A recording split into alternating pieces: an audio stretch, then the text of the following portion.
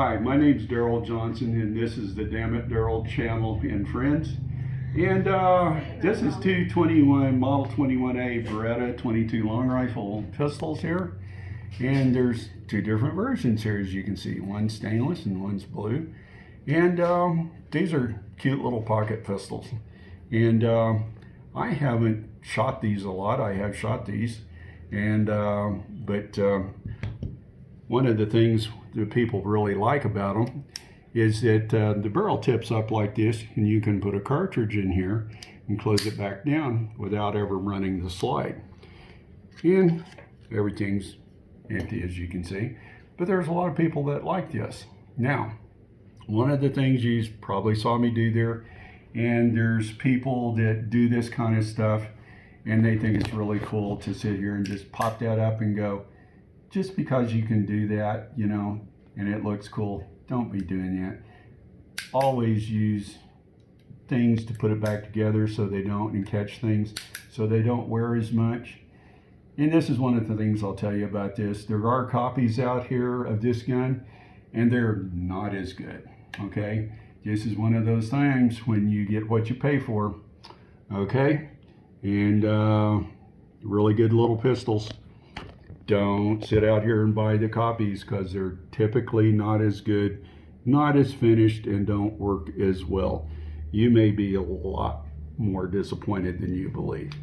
And you'll think all of these things will tip up barrels like When I was in the market for these particular pistols, they were extremely hard to come by. I think now the availability of these guns has increased, but at the time of purchasing both these pistols, they were extremely hard to come by, extremely rare, especially this one in particular. I don't know the age of this one, but from what I can gather, they have not made the wood grips since the 80s.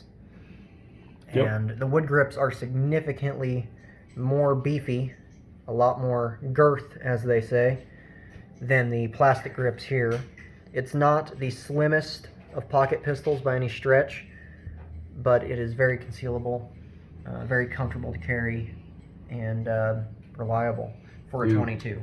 Yes, and I won't say that Tauruses are a piece of shit, but I guess I said that out loud. And that's, my sister owned one of those, and I finally made her get rid of it and get a Walther P22.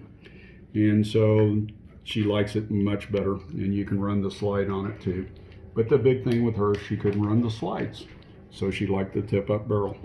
But the Taurus, she just had all kinds of problems with. And not saying they're all like that, but being a gunsmith, this is what I see. I like quality guns.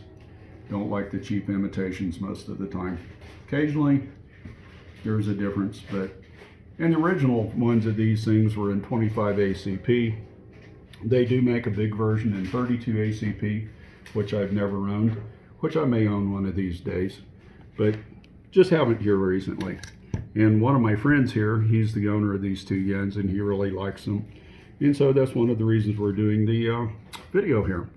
And like I said, quality always pays off in the long run. These things will go up in price as time goes on. And lots of the inexpensive things, they get busted and broke and thrown away.